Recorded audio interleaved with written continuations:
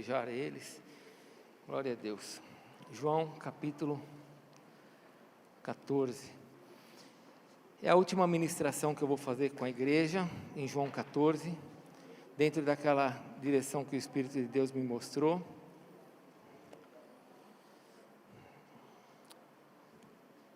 Se você é um líder e vem de outro ministério como líder, você precisa nos procurar para que nós possamos trabalhar nesse tempo seu no ministério aqui, para que você nos conheça e para que Deus confirme se o teu chamado também é para ser exercido aqui entre nós.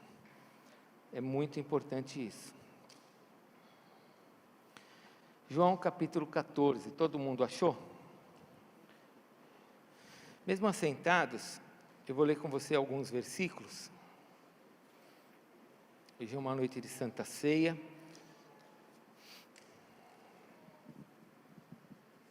João capítulo 14. Bom, o tema da minha ministração é o mesmo que a gente tem estudado nessas últimas 3 semanas. Nele ou com Ele? Nele ou com Ele. E antes de ler a palavra, nós vamos nos lembrar um pouquinho do que está acontecendo aqui em João capítulo 14. Os discípulos estão caminhando com Jesus numa expectativa enorme de que Jesus Cristo vai libertá-los do Império Romano. Tudo que Jesus Cristo faz dá certo. Se tem morto, ressuscita. Se tem lepra, é curado. Se é cego, passa a ver. Se é aleijado, passa a andar. Se estão passando fome, Ele multiplica o pão.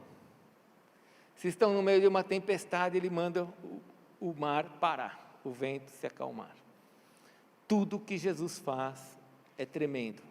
E lembre-se, nós já falamos sobre isso lá atrás. Jesus faz tudo isso como homem, porque se Ele fizesse isso como Deus, não sobraria nada para nós. Então Ele faz tudo isso como homem, e Ele diz que nós faríamos as mesmas obras que Ele fez, aqui em João capítulo 14 mesmo.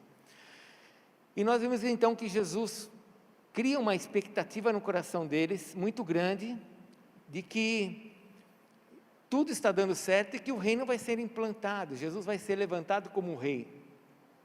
Mas não foi a notícia que Jesus Cristo trouxe para eles, porque em João capítulo 14, Jesus começa o capítulo dizendo: olha, eu estou indo embora e eu vou preparar lugar para vocês. E já falei isso tantas vezes aqui, né? Todo mundo esperando que Jesus traga o reino, traga vitória sobre o Império Romano, e Jesus disse: eu vou morrer, e a boa notícia é que vocês também vão morrer, e vocês vão para o mesmo lugar que eu. E todo mundo fica em pane, eles começam a ficar em confusão. Jesus fala: eu vou para o Pai. Quem é o Pai? Eu sou o caminho. Cadê o caminho? Mostra-nos o caminho. Eles começam a ter um monte de dificuldades para entender o que Jesus está falando. E nós vimos que Jesus Cristo então, Ele traz uma revelação muito importante no versículo 11 e versículo 12, que é onde nós baseamos já 3 estudos da palavra de Deus entre nós, onde Ele diz no versículo 11, crede-me que estou no Pai, e o Pai em mim, crede ao menos por causa das mesmas obras. E no versículo 20 Ele diz: naquele dia vós conhecereis que eu estou em meu Pai, e vós em mim e eu em vós. E nós estamos há 3 semanas conversando sobre Jesus em mim, eu nele ou eu com Ele, porque os apóstolos estavam com Jesus, mas não estavam em Jesus. E nós aprendemos na primeira ministração que assim como Jesus foi com o Pai uma pessoa, Ele sendo Deus, o Pai estava nele, o Espírito Santo estava nele.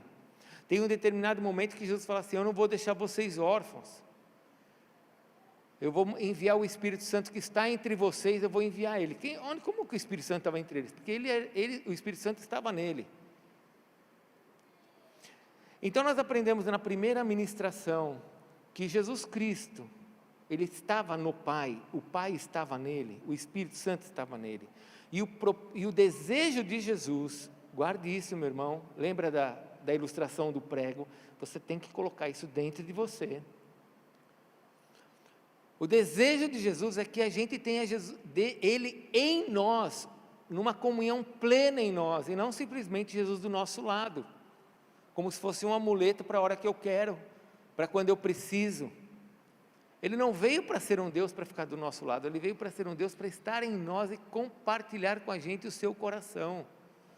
O Senhor Jesus quer passar para nós a sua vontade, uma vontade que é boa, agradável e perfeita. Ele quer levar-nos a ter uma vida abundante, uma vida onde o diabo não vai nos vencer, uma vida com direção, uma vida com propósito. Ele não quer simplesmente estar do nosso lado, porque quando as pessoas andam com Jesus do lado, é exatamente como os discípulos, não sabem o que está acontecendo, creem em Jesus, amam Jesus, se admiram de Jesus, falam que Jesus é tudo para eles, Jesus é tudo para mim, Jesus vai voltar, eu vou para o céu. Mas se você falar assim para o irmão, você sabe o que está acontecendo na sua vida? Fala, não sei, eu preciso de um pastor, eu preciso de um diácono, eu preciso de um profeta, eu preciso de alguém, porque a pessoa não tem uma comunhão com Deus, ao ponto de poder entender o que está acontecendo à sua volta. Isso é algo que se desenvolve, isso é algo que a gente vai crescendo aos pouquinhos, não é de um dia para o outro, mas é o que nós queremos, uma comunhão. E nós vimos então no primeiro dia que Jesus, ele ia para o monte orar, ele é Deus, mas como homem ele precisava dessa comunhão, como homem ele tinha que fazer isso, até para nos mostrar o que nós tínhamos que fazer. Então nós aprendemos na primeira ministração, que o desejo do nosso Senhor Jesus Cristo, é que assim como Ele foi um com o Pai, Ele quer que nós também sejamos um com Ele, e nós saiamos desse cristianismo básico, ralo, onde só falamos com Jesus, quando acordamos ou quando vamos dormir, ou quando vamos comer, ou quando a coisa está ruim. Quando está ruim, 100% Jesus, é o tempo inteiro, Jesus. Eu lembro, agora eu estou falando aqui de Jesus, eu lembro uma vez que eu fui pular um bungee jump, junto com a Cristiane, e nós fomos subir no bungee jump, e a hora que o negócio começou a içar a gente, 72 metros de altura, a Cristiane começou, Jesus, ela falou, acho que 30 mil Jesus até chegar lá em cima, é mais ou menos o que acontece com alguns, conforme a coisa vai ficando pior, é um apelo, é um desespero por Jesus, mas Jesus não quer esse tipo de relacionamento com você, Ele não quer que você só clame por Ele quando a coisa está ruim, Ele quer um relacionamento pleno com você. E no primeiro dia nós aprendemos também uma coisa muito importante, a pessoa com quem nós mais conversamos na vida é com nós mesmos, nós falamos o tempo inteiro com a gente, tem hora que a gente nem se aguenta, de tanto que a gente fala com a gente, e nós aprendemos então que nós, em vez de ficarmos falando com a gente, que nós vamos ter resposta para tudo, vamos falar com o Senhor, vamos falar o tempo inteiro com Ele, como o Tessalonicenses fala, orai sem cessar, a comunhão é plena. Lloyd Jones, que foi um dos grandes pastores da rainha, lá em Londres, ele escreveu um livro chamado Sermão do Monte, de Lloyd Jones, e a primeira coisa que ele ensina nesse livro, é um best-seller grosso, ele fala que a nossa comunhão com Cristo tem que ser uma comunhão plena, o dia inteiro, não é só quando precisamos. Então aprendemos isso na primeira ministração. Na segunda ministração, nós vimos que, cadê a segunda ministração?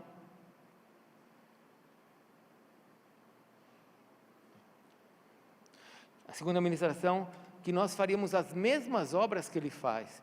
Por que muitas orações não são respondidas? Porque nós não temos uma comunhão plena com Deus e pedimos aquilo que a gente quer, aquilo que a gente acha que seria bom. Agora, o que o Pai pensa disso? E nós aprendemos então na segunda ministração a fazermos as mesmas obras. João capítulo 14, Jesus disse, versículo 12, aquele que crê em mim fará as obras que eu faço e outras maiores farão. Então nós temos aprendido que nós precisamos dessa comunhão para saber a vontade de Deus para a nossa vida, para podermos operar as obras que Ele opera, para depois operarmos outras maiores. Se eu não opero as obras que Ele opera, como vou operar as maiores? Então eu tenho que começar operando as que Ele operou, orando pelo vento, para que não chova quando está querendo chover, para que chova quando não está querendo chover, né? essas experiências com Deus, falando coisas que você precisa, pedindo para Deus coisas que você precisa, repreendendo o maligno, fazendo coisas pararem, pedindo para coisas começarem, na autoridade que Jesus te dá e naquilo que você sente do Pai. A terceira ministração foi com relação ao Espírito Santo, semana passada, e nós vimos, e foi muito interessante o que o Espírito Santo ministrou ao meu coração. Eu estava falando para minha esposa Adriana, eu falei assim, puxa, o que eu ministrei na igreja, eu nunca vi isso em nenhum livro. Qual era a base do Espírito Santo dos apóstolos? Qual era a base? Quando eles receberam o Espírito Santo, em Atos capítulo 2, eles receberam o poder de Deus ali, um vento impetuoso encheu o local, línguas como de fogo desceram sobre eles, tudo bem, mas quando Jesus diz aqui em João 14, não vos deixarei órfão, pelo contrário, vocês vão receber o Espírito Santo, o Consolador. O que eles entendiam disso? Eles não tinham o livro de Atos, e nós aprendemos na semana passada, que a experiência deles do Espírito Santo era do Velho Testamento, e o Espírito Santo vinha sobre as pessoas, como veio sobre Sansão, trazendo uma força sobrenatural, sobre Gideão, trazendo condições de vencer o inimigo, não tendo como vencer o inimigo, mas Deus dava a ele a condição de vencer o inimigo, articulando os seus exércitos, levando pessoas para estarem junto com ele, tendo uma estratégia, vocês vão quebrar os vasos, leva as tochas na mão, o inimigo vai se destruir. Nós vimos o Espírito Santo no Velho Testamento se manifestando, e era desse Espírito Santo que eles entendiam, não era do Novo Testamento. Eles não tinham informação nenhuma do Novo Testamento. Quem tem informação do Novo Testamento somos nós. Atos 1:8, mas recebereis poder ao descer sobre vós o Espírito Santo e sereis minhas testemunhas, tanto em Jerusalém. Isso nós sabemos, os apóstolos não sabiam disso. Pelo contrário, eles sabiam que iam ter o Consolador. E o que eles sabiam do Espírito Santo é que o Espírito Santo, quando vinha sobre uma pessoa, ungia como Davi foi ungido. Eles sabiam que o Espírito Santo saía como saiu de Saul. Eles sabiam que o Espírito Santo capacitava para fazer todo o tabernáculo, como capacitou aqueles homens. Como o Espírito Santo veio sobre as pessoas, eles começaram a profetizar lá em Números com Moisés, e os 70 foram tomados por... Eles sabiam disso. Era isso que eles sabiam. Então nós aprendemos na semana passada que o Espírito Santo tem muita coisa para fazer em nós. Uma vez que Ele está em nós, nesse relacionamento com a gente, Ele pode operar coisas tremendas. Mas hoje, na última ministração, eu quero falar com você, e agora sim, abra a sua Bíblia comigo, em João capítulo 14, versículo 27. Eu vou falar com você, o meu tema dessa noite é, eu nele, nele ou com Ele, e nós vamos falar sobre o príncipe deste mundo. Qual é a minha mensagem? O príncipe deste mundo. E essa é a última mensagem que eu trago para você em João capítulo 14. Versículo 27, Jesus diz assim, deixo-vos a paz, a minha paz vos dou. Não vou lá dou como dá o mundo, não se turbe o vosso coração, nem se atemorize. Ouviste que eu vos disse, vou e volto para junto de vós. Se me amasseis, alegrar-vos-ei e alegrar-vos, e eis de que eu vá para o Pai, pois o Pai é maior do que eu. Disse-vos agora, antes que aconteça, para que quando acontecer, vós creiais. Já não falarei muito convosco, porque aí vem o príncipe do mundo, e ele nada tem em mim. Contudo, assim procedo para que o mundo saiba que eu amo o Pai, e que faço como o Pai me ordenou. Levantai-vos, vamos daqui. Vamos orar agora por essa palavra? Vamos pedir para que o Espírito Santo nos ensine. Espírito de Deus, eu sei que o Senhor está nesse lugar, sei que o Senhor se move nesse lugar, sei que o Senhor está em nós, sei que o Teu desejo é que nós possamos ter uma comunhão plena contigo, para que o Senhor faça a Tua vontade, assim como ela no céu, aqui na terra. Então, Senhor, peço que o Senhor nos tome agora, em nome de Jesus, peço que o Senhor enche o nosso coração, e nos capacite a entender a Tua palavra. O Senhor sabe das nossas dificuldades, o Senhor sabe das nossas experiências, o quanto o diabo trabalhou na nossa vida, o quanto a nossa carne, ó Deus, cresceu e bloqueou aquilo que o Senhor tem para nós. Mas nós somos teus filhos, lavados e remidos pelo teu sangue. E nós pedimos que em nome de Jesus o Senhor nos abençoe.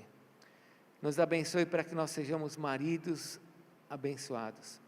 Nos abençoe para que as esposas sejam esposas abençoadas, filhos abençoados. E que o Senhor coloque por terra toda operação de Satanás contra a nossa vida, contra a nossa família. Espírito Santo de Deus, sei que o Senhor é aquele que nos ensina, sei que é o Senhor que é aquele que nos capacita para destruirmos estas obras. Então vem fazer a tua obra em nós, em nome de Jesus. E no poder do nome de Jesus, eu repreendo qualquer tipo de demônio aqui dentro, que tente confundir, ou investir na mente agora, para que essa mente não receba o que tem que receber. Te repreendo o demônio em nome de Jesus. Assim também como todo espírito de angústia, de depressão, de medo, de confusão, te repreendo em nome de Jesus, e te ordeno que saia desse lugar amarrado em nome de Jesus. Vem, Senhor, toma o nosso coração, para que a nossa mente agora seja totalmente ligada a Ti, e assim como é o Teu desejo, que o Senhor seja um em nós, e nós sejamos um no Senhor, em nome de Jesus, amém, Senhor. Amém, igreja? Glória a Deus. O príncipe deste mundo. Bom, entendendo tudo aquilo que eu já te ministrei nesse início de culto, imagine agora Jesus dizendo que vai embora, vai deixar o Consolador e ainda traz mais uma notícia favorável. Qual que é a notícia favorável? Olha, eu não vou falar muito com vocês, porque o inimigo ainda vai acabar se manifestando e vai ouvir o que nós estamos conversando. Então, eu já estou te adiantando o que eu vou fazer, para que quando acontecer você olhar e falar assim, eu sabia, porque o Senhor já me avisou. Nós sabemos que não foi... Apesar de Jesus ter ensinado isso no capítulo 14, 15 e 16, capítulo 16 Jesus diz, né, não se turbe o vosso coração, crede em Deus, ele fala, capítulo 16, versículo 33, essas coisas vos tenho dito para que tenha paz em mim, no mundo passais por aflições, mas tende bom ânimo, eu venci o mundo. Apesar de Jesus ter dado todas as instruções, nós sabemos que quando Jesus foi crucificado, eles tiveram aqueles panos, aquelas dificuldades, e aí o Espírito Santo se manifestou, agregou eles todos no mesmo lugar, quando Jesus Cristo se manifestou diante deles, já ressuscitado, e eles depois receberam o Espírito. Qual é a informação que Jesus traz aqui que é importante para nós? Que é importante nós entendermos o quanto é necessário esta comunhão com Deus, essa plenitude. O inimigo, ele vai estar presente. E nós sabemos que o objetivo do inimigo, quando Jesus Cristo, escute bem, durante todo o ministério de Jesus, 3 anos que Jesus Cristo esteve sobre a terra, ninguém conseguiu vencer o Senhor Jesus, ninguém se levantava, se levantasse caía, podia ser tempestade no mar, podia ser o que for, se alguém tentasse matar Jesus, ele desaparecia no meio das pessoas, ninguém vencia ele. Mas chegou um momento que Jesus falou assim, agora eu vou fazer a vontade do meu Pai. E qual que é a vontade do Pai? Que eu morra para salvar a humanidade. E Jesus sabia que quando ele fosse fazer isso, o diabo faria de forma violenta isso. Jesus Cristo não morreu numa cruz como a maioria das pessoas morreram. O ladrão da cruz que foi crucificado ao lado de Jesus, um à sua direita e outro à sua esquerda, estavam ali íntegros. Jesus não. Jesus estava ali naquela cruz totalmente deformado, machucado, ferido. Eles fizeram uns azorrague de couro, era um chicote de couro, onde na ponta desses chicotes de couro tinham pedaços de ossos de animais. Então, quando eles batiam com o chicote no Senhor Jesus Cristo e puxava, saía pedaços do Senhor. Jesus sabia que quando ele fosse levado para a cruz, Satanás ia trabalhar de maneira feroz, violenta contra ele, para impedi-lo de morrer pelos nossos pecados, para fazer com que ele abandonasse aquilo. E Jesus Cristo então prepara os seus discípulos dizendo, olha, eu vou deixar vocês, mas não vou deixar vocês órfãos, e é uma condição importante que você tenha um relacionamento com o Espírito, para você entender que quando o inimigo se manifestar, você tem que ter esse relacionamento para ser guardado. E é interessante, porque vocês se lembram quando Jesus Cristo foi levado pelo Espírito Santo para ser tentado? Lá em Mateus capítulo 5, Mateus capítulo 4, vocês lembram dessa passagem? Lembram, amém? Vocês estão aqui? Jesus foi levado pelo Espírito Santo ao deserto para ser tentado. Jesus sabia como que o diabo ia se manifestar, porque o diabo já tinha se manifestado diante dele. O Espírito levou Jesus ao deserto, Mateus capítulo 4. Só que eu quero que você entenda o seguinte: você talvez leia Mateus capítulo 4 e veja Jesus lá, e diz o versículo 1 que o Espírito Santo o levou para o deserto para ser tentado, e você olha e fala, Jesus foi para o deserto e foi ser tentado. Só que eu quero que você entenda o que aconteceu. Ele ficou 40 dias e 40 noites no deserto. Alguém de vocês aqui já esteve no deserto? Você já passou no deserto de Israel para entender como que é? Pessoal, Israel no verão é de torrar. É de torrar. Agora, você sabe que Jesus Cristo ficou 40 dias e 40 noites no deserto, mas ele usou sandal proteção 30, não é verdade? Não foi sandal, foi qual? Do Boticário? Qual foi o protetor que Jesus Cristo usou no deserto? Então eu quero que você me fale o seguinte: se você ficasse 40 dias sem comer, quantos quilos você perderia? Não estou perguntando quanto faria falta, porque para alguns aqui não ia fazer falta nenhum 40 dias sem comer. Não estou perguntando quantos quilos faria falta. Eu estou perguntando quantos quilos você perderia em 40 dias, sem comer. Então agora você começa a transportar isso para o nosso Senhor Jesus Cristo. E você tem que entender que quando Jesus Cristo foi visitado por Satanás, ele estava ali, provavelmente com seu cabelo totalmente arruinado, né? Não estava penteadinho, sem tomar banho, 40 dias sem comer, magrérrimo, faminto, provavelmente com feridas no seu corpo por causa do sol, queimaduras, cansado. E o diabo chega nesse momento, depois de 40 dias. Jesus não estava assim com a pele como a minha e a sua, bonito, e o diabo chegou e Jesus falou, e aí, como foi? O que você quer? Você tem que entender que Jesus Cristo estava destruído ali, fisicamente, cansado, queimado, perdendo peso, sozinho. A palavra deserto no hebraico quer dizer lugar de tratamento. A maioria das pessoas que são ocidentais, orientais, e que convivem em deserto, beduínos, acreditam que o deserto é lugar de falar com Deus, porque é o lugar onde você se escuta. É o lugar onde você se escuta. Não é quando você fala, mas é aquilo que está acontecendo com você. Então imagine Jesus, 40 dias, qual é a imagem que você tem agora de Jesus no deserto? Essa é a imagem que Satanás vai encontrar, uma pessoa muito cansada, destruída fisicamente. Tanto é que quando Jesus sai desses 40 dias, quem passa a servir são os anjos, que vão passar a servir Jesus. E quando Jesus então chega, quando o Satanás chega para falar com Jesus, e ele está nesta condição, Satanás vai de maneira feroz, e começa a provocar Jesus na sua identidade. Você é filho de Deus? Quer pão? Quer transformar essas pedras em pães? Você quer os reinos deste mundo? Você sabe que quando uma pessoa está cansada, e Jesus era 100% homem, pessoas cansadas fazem bobagem, sim ou não? Se você ficar um dia e meio sem dormir, você fica feliz, não fica? As pessoas falam com você, falam, glória a Deus, pode falar, irmão. Ou você já está irritado, você não vê a hora de dormir, você não quer conversar com ninguém? Fica aí 2 dias sem dormir, como é que fica? Fica bem? E sem comer 40 dias.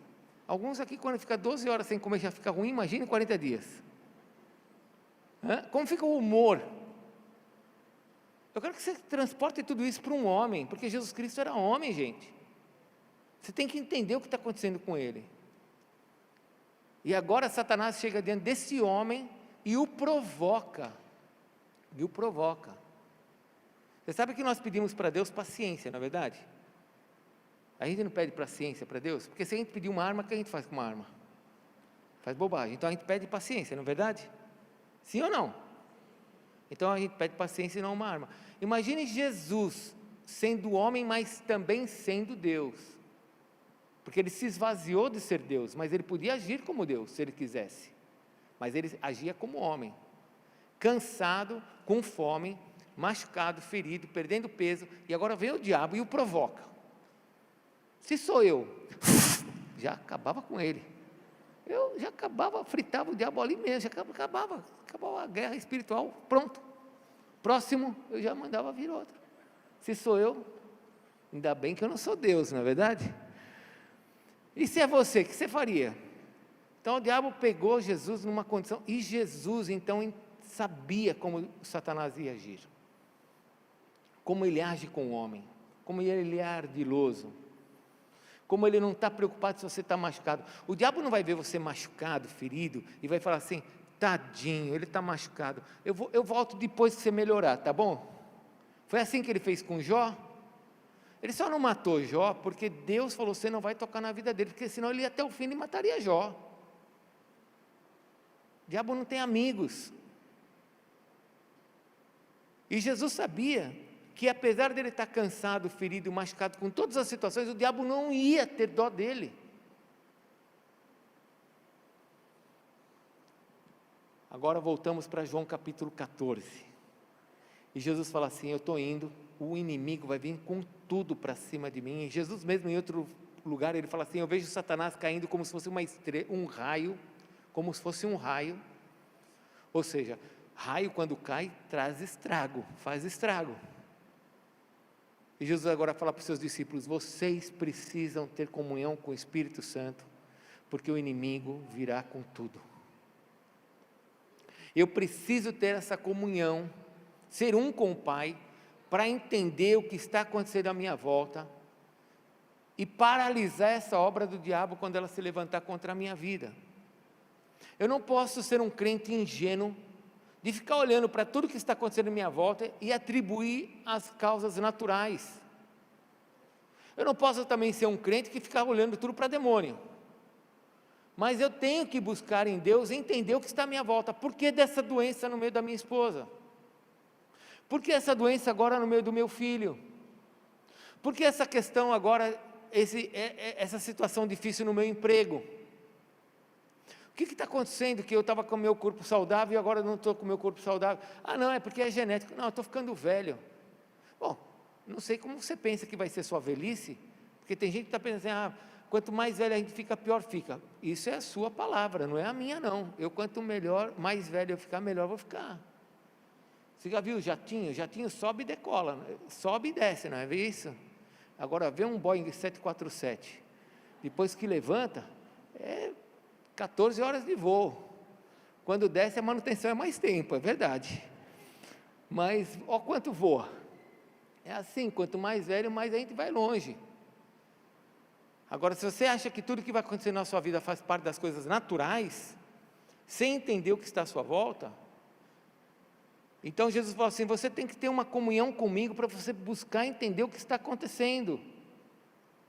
E para que você possa fazer algo diante disso. E este algo é o que o Pai quer, não é o que você quer. É o que o Pai quer.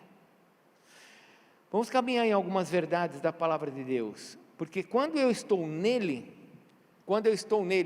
uma das primeiras coisas que acontece quando eu estou nele, é que ele vai me dar discernimento. Fale comigo, discernimento. Fale novamente, discernimento. Discernimento é algo que Deus nos dá quando eu estou nele. Faz parte. Você abre a palavra de Deus em 1 Coríntios capítulo 12. 1 Coríntios capítulo 12. Versículo 7, eu vou ler para você. Diz assim, Jesus falou, eu não vou deixar vocês órfãos, vou mandar o Espírito Santo, e nós seremos um, não é eu do teu lado, é eu em você e você em mim. E versículo 7 diz assim: a manifestação do Espírito, está falando do Espírito, é concedida a cada um visando um fim proveitoso. Então fale comigo, fim proveitoso. Todos os dons que Deus nos dá, é para um fim proveitoso, tem que ser para o nosso bem. Se eu recebo línguas, e eu começo a orar em línguas aqui do lado de vocês, em voz alta, e você está orando, e eu começo a orar e gritar em línguas, esse fim proveitoso pode ser para mim, mas não pode ser para você, estou te atrapalhando. O dom tem que ser um fim proveitoso. E aí depois, quando eu terminar de orar em línguas, um profeta tem que chegar em mim e perguntar assim: ó, você orou esse tanto de línguas aí, tá bom, isso foi bom para você? Quanto que isso te edificou? Quanto que isso está te mudando? Porque todos os dons têm um fim proveitoso. Amém? O dom tem que trazer algo de bom para mim e para quem está do meu lado. Porque se não traz, o que Paulo fala? Você que vai orar em línguas, então ora, se não tem intérprete, ora você sozinho. Ora de 2 ou 3, não arruma confusão. Vamos continuar lendo, vamos aprender. Porque a um é dada mediante, versículo 8, porque a um é dada mediante o Espírito a palavra de sabedoria, e a outro, segundo o mesmo Espírito, a palavra de conhecimento, e a outro no mesmo Espírito, fé, e a outro no mesmo Espírito, dons de curar, e a outro operações de milagres, e a outro profecia, e a outros discernimento de espíritos. A um variedade de línguas, a outro capacidade para interpretá-la, mas um só e o mesmo Espírito realiza todas as coisas, distribuindo-as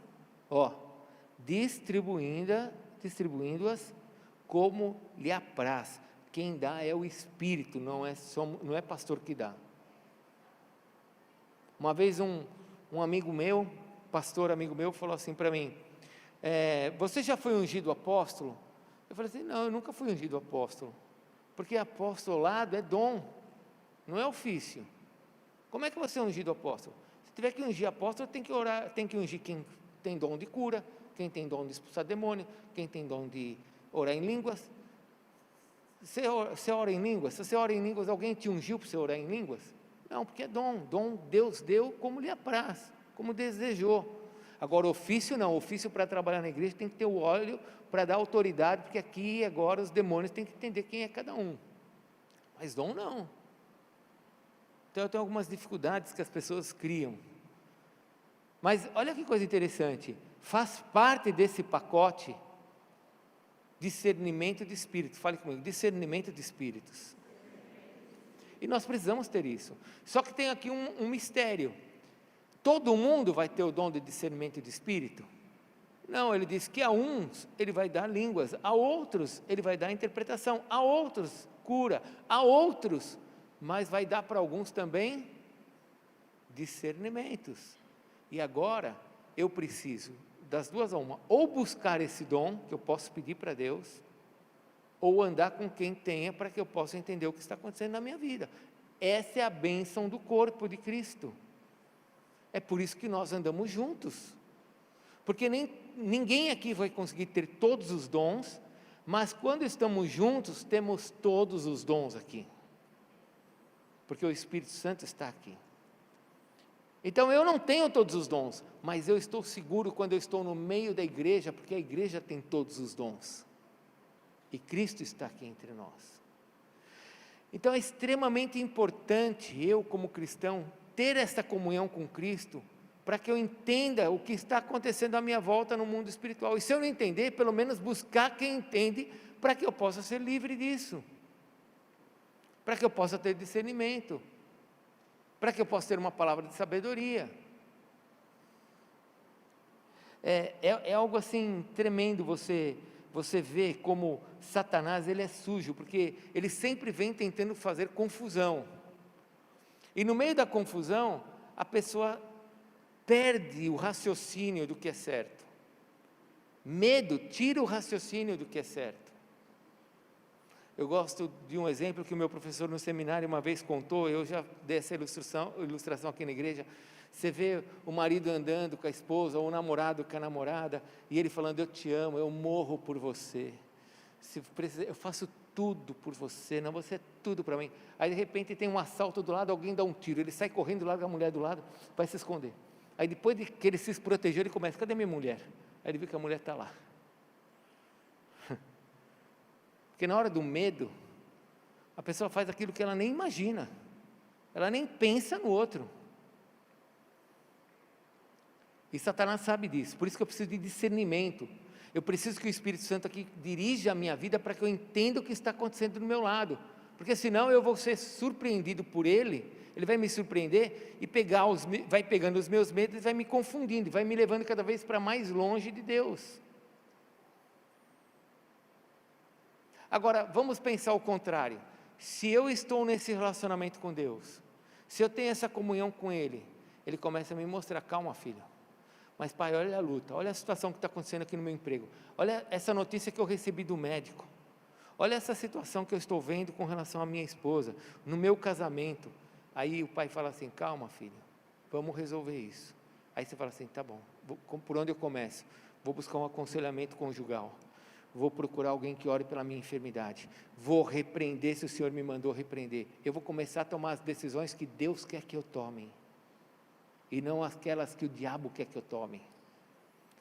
O desespero, o medo. Está entendendo, irmãos? Amém? Então essa é uma condição extremamente importante, caminhar com o Espírito, caminhar com Deus para nós discernirmos. Mas tem uma outra coisa que é muito importante, porque quando eu caminho nele, eu agora começo a ter essa capacidade para destruir essas obras.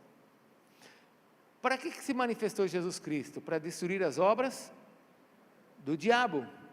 As portas do inferno não vão prevalecer contra a igreja. Então, qual que é o objetivo de Jesus? Destruir essas obras, não é deixá-las entre nós. E se eu tiver essa comunhão com Deus, eu vou entender o que está acontecendo para destruir isso. Eu não vou deixar isso crescer. Tem uma frase que a gente usa aqui na Resgate há muitos anos. Você tem que destruir o dragão quando ele está no ninho. Você não pode deixar o dragão crescer, porque se ele crescer, para matar ele depois fica difícil. Quando é que você mata o dragão? No ninho, quando ainda é um ovinho, é mais fácil. Então você tem que ter esse entendimento que essas obras do inferno têm que ser destruídas quando é pequena. Não adianta deixar crescer, porque depois que crescer ela vai te dar trabalho. Olha Neemias na reconstrução dos muros. Neemias começa a fazer a obra de Deus. Você sabe que os muros de Neemias representam as nossas vidas. O templo representa o Senhor dentro de nós, Esdras. Neemias representa os muros, nossa vida, aquilo que nós nos guardamos, aquilo que a gente está fazendo, nossas condições como família, casa, filhos. Neemias começa a levantar os muros de Jerusalém. Qual que é a primeira estratégia do diabo? Colocar 2 bananas de dinamite em cada porta. Não. Chamar o Putin. Também não. Qual foi a estratégia dele? Entrar no meio do povo e começar a trazer uma confusão. E Sanbalá e Tobias começam a trazer mentiras para confundir o povo, para enganar o povo. É impressionante como o diabo tem essa técnica. É impressionante. É impressionante como o diabo consegue colocar marido contra esposa. Casaram para ser um, casaram para constituir uma família, casaram para ter filhos e serem abençoados, e daqui a pouco um está desejando a morte do outro. Aí você pergunta, quer se separar? Não, não quero separar, só quero que ele morra. Como assim? Não quero separar. Deus não quer que separe, mas se ele morresse, resolvia meu problema. É impressionante como o diabo trabalha enganando e sugestionando as pessoas. É impressionante como o inimigo trabalha de uma maneira a fazer com que as pessoas deixem de se relacionar sem ter nenhum tipo de razão. Pessoas que começam a achar que são mais sábias do que seus próprios pastores. Aliás, são os ungidos. De quem? de Jesus ou do príncipe deste mundo? As suas obras mostram, porque a partir do momento que alguém começa a se afastar de liderança, a partir do momento que alguém começa a se afastar de você, meu irmão, que não quer mais comunhão com você, começa a achar que a igreja é o problema, essa pessoa não está ligada ao Senhor Jesus, porque quando ela está ligada ao Senhor Jesus, ela quer o bem daquilo que é do Senhor Jesus. Ela está debaixo de outro príncipe, está falando por meio de outro príncipe, mas não é o Senhor Jesus. E sabe como que eu vejo isso como apóstolo? Como uma coisa que tem que matar no ninho logo, porque senão isso cresce. Deixa eu mostrar um trecho para vocês que eu acho que é muito importante. Abra, por favor, em João capítulo 12. João capítulo 12. Às vezes você deixa dentro do teu casamento algumas coisas que vão crescendo e você acha que é bobagem. Você fala assim, isso aqui é bobagem. Vai crescendo no teu casamento. Daqui a pouco, isso se tornou um levante contra você. O marido xinga a esposa na frente dos filhos. Só xingou. Amanhã xinga de novo. Depois já xinga na frente dos amigos. Daqui a pouco já xinga na frente do pai e da mãe. Aí não sabe por que o casamento está ruim. Porque já quebrou o respeito. Olha o dragão, que era um ovinho, já virou um dragão. E agora não sabe por que o casamento está desse jeito. Aí quando chega no aconselhamento pastoral, meu irmão, já é o dragão com o filhotinho, com outro filhote, já tem 30 dragão tudo junto. Olha o que fala em Mateus capítulo 12. Sabe, você conhece a história de Lázaro? Conhece a história de Lázaro? Rapidamente, Lázaro morreu, ficou 4 dias, apodreceu em 4 dias, e Jesus vai lá e ressuscita Lázaro. Manda Lázaro sair, tira a pedra, Lázaro vem para fora, Lázaro que estava morto vem, aí Jesus fala, desatai-o, desataram Lázaro e Lázaro vem. Bom, agora as pessoas vão visitar Lázaro. Vão o quê? Vão visitar Lázaro. Eles querem ver Jesus, que faz os milagres, mas também querem ver Lázaro, porque Lázaro ressuscitou dentre os mortos, 4 dias morto, podre. Você não gostaria de conversar com uma pessoa que morreu há 4 dias? Sim ou não? Não, ela já arrumadinha, bem, não vai estar com algodão no nariz, né? Nada disso, já está prontinha. Você não gostaria de bater um papo com ela? Como que foi? E aí, o que aconteceu? Eu gostaria. Então, olha capítulo 12, versículo 9. João 12, versículo 9. Soube numerosa multidão dos judeus que Jesus estava ali. E lá foram, não só por causa dele, não só por causa de Jesus, mas também para verem Lázaro, a quem ele ressuscitara dentre os mortos. Mas os principais sacerdotes resolveram matar também a Lázaro, porque muitos dos judeus, por causa dele, voltavam crendo em Jesus. Sabe, irmãos, quando você anda junto da unção, você não vai pensar em outra coisa, a não ser de fazer com que as coisas na sua vida sejam abençoadas. Que aquilo que está perto de você seja abençoado. Quando a pessoa começa a ter plano de destruição, ela está andando com outro príncipe, não é Jesus. Quando a pessoa começa a ter planos de destruição, vou destruir meu casamento, vou destruir esse relacionamento, não, eu vou destruir a empresa onde eu trabalho, eu vou agora começar a preparar tudo para levar meu chefe no pau. Esses planos de destruição, esses planos, não é do príncipe, não é do rei chamado Jesus, não é.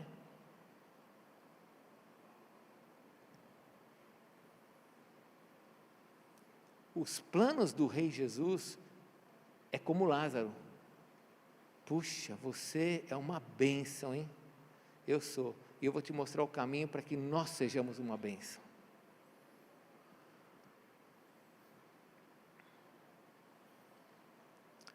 Há uma frase que nós falamos entre nós há alguns anos, e é uma frase muito simples, mas é uma verdade bíblica. Aqueles que são do Senhor vão fazer sempre o melhor. Os que não são do Senhor vão sempre fazer coisas pior. Aí é fácil você ver o tamanho do dragão, porque quanto pior vai ficando, maior é o dragão. Maior é o dragão. Queria que você orasse comigo nesta noite.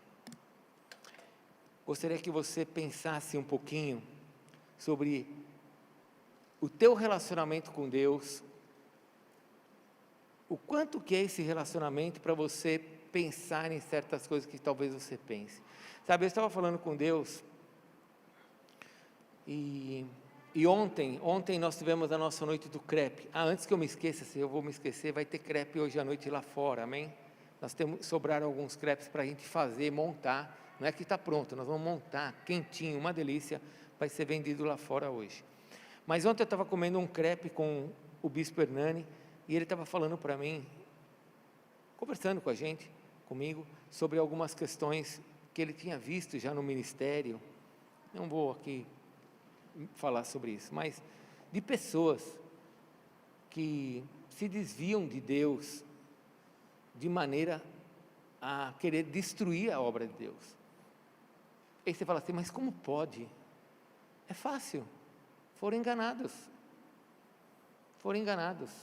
E o pior, não entendem que o inimigo está trabalhando nisso, e ainda falam no nome de Deus. Assim também, meu irmão, escute bem, eu vou te falar uma coisa como homem de Deus. Se você caminha comigo aqui, você precisa aprender algumas coisas muito sérias. O diabo vai te convencer de que o erro que você está fazendo está certo. Ele vai te convencer. E ele vai começar a colocar um monte de situações que pode ser até verdade, e ele vai colocar de forma que você ache que você está certo em se separar da tua esposa, em traí-la, ou de boicotar o teu relacionamento com ele.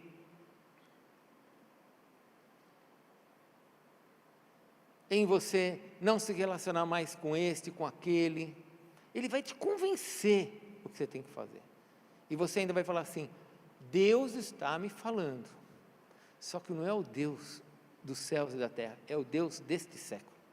E sabe como é fácil de ver isso? Que nós, homens de Deus, olhamos e falamos assim, para virar uma besta só falta 2 chifres agora. Já está endemoniado e não percebe. Nós tivemos um casamento destruído, assim, há alguns anos atrás. Meu Deus, não está enxergando? Não está enxergando. Não está. Totalmente cego. E o diabo convence de uma maneira que você pode levar quantos pastores você quiser para falar com a pessoa já não enxerga mais. Então, antes que você entre nessa cegueira, eu te falo como homem de Deus, mata o dragão, quebra o ovinho, destrói ele, destrói. Tenha o teu discernimento com Deus.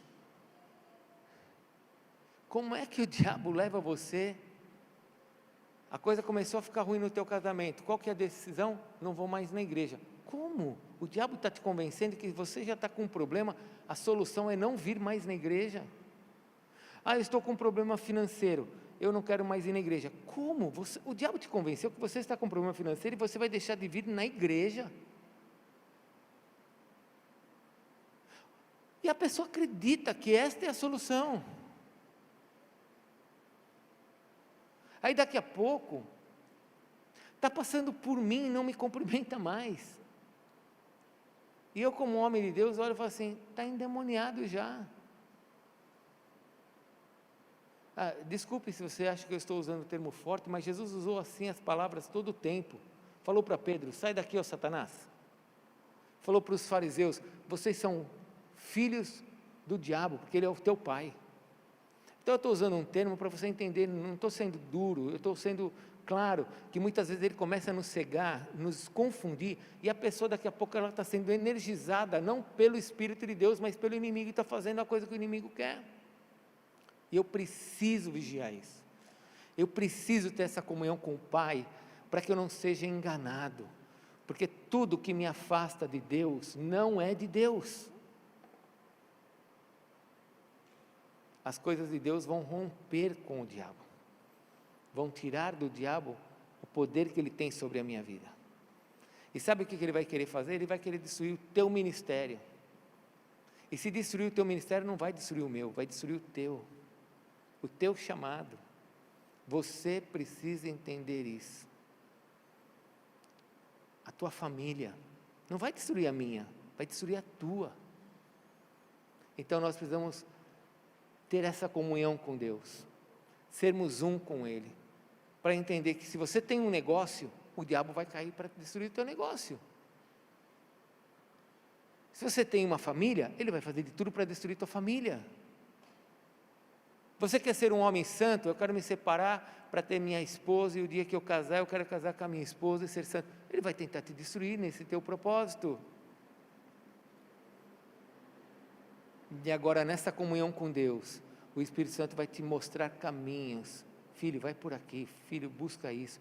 Filho, procura esse pastor. Filho, faça isso. Ora dessa maneira. Se aproxime dos outros. Não é saia de perto. Se aproxime dos outros. Feche a tua Bíblia, vamos orar. Nós vamos tomar a ceia. Nós temos uma noite de propósito diante do Senhor, que morreu por nós. E espero que essas noites de palavra tenham trazido para você o desejo de você ter mais comunhão com Ele. Não somente de tê-lo do teu lado, porque, puxa, é difícil. Somente saber que Jesus existe é muito pouco. Nós temos que ter mais dele. Feche seus olhos, vamos orar. Senhor, nós estamos na tua presença, e nós sabemos que o Senhor tem o melhor para nós, e nós queremos nesta noite tomar o pão, comer do pão e beber do cálice, e fecharmos esta noite num novo tempo com o Senhor, um tempo de relacionamento. Então, Senhor, eu peço que o Senhor se manifeste entre nós, nesse momento em que formos tomar a ceia, e que o Senhor nos abençoe nos nossos propósitos. Nós não queremos somente ter o Senhor perto de nós, nós queremos que o Senhor seja um em nós, nos mostrando caminhos, nos ensinando a tua vontade, e destruindo as obras de Satanás, destruindo os propósitos do inimigo contra a nossa vida. Nós te amamos, Senhor, e amamos a tua justiça, amamos a tua palavra. Abençoa-nos agora nesta comunhão com o teu corpo, em nome de Jesus.